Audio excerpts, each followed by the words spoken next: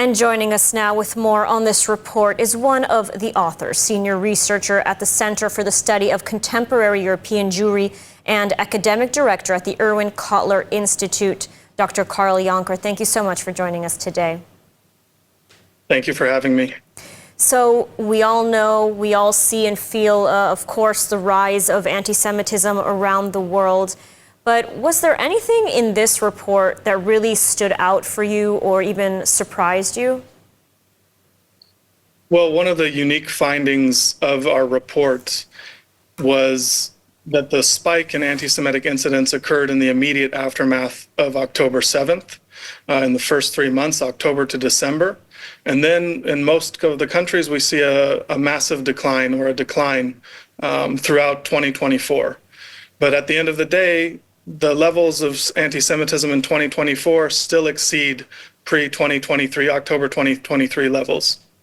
The biggest surprise that we saw, or the biggest rises that we saw, were in Australia and in Italy, two countries that experienced the largest rises. Australia experienced a threefold increase from 2022, and Italy experienced a twofold increase from 2022.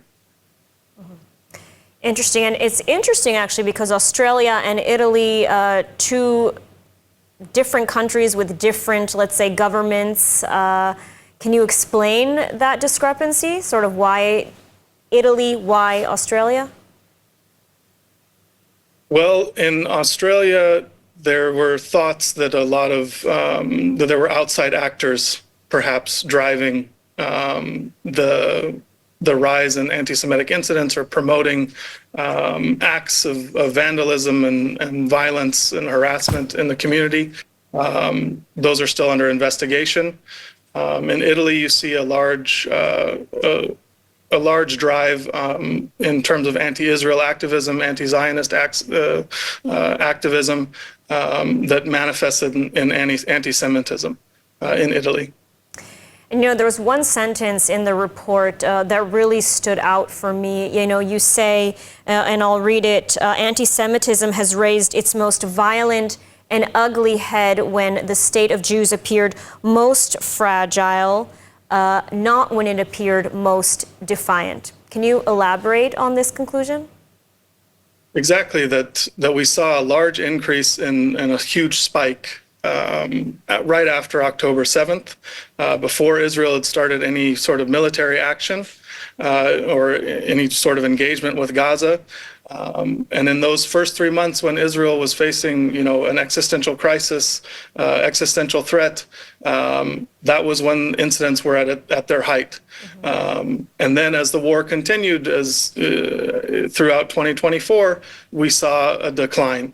It's still, again, at levels higher than in 2023 before October 7th, but nevertheless a decline.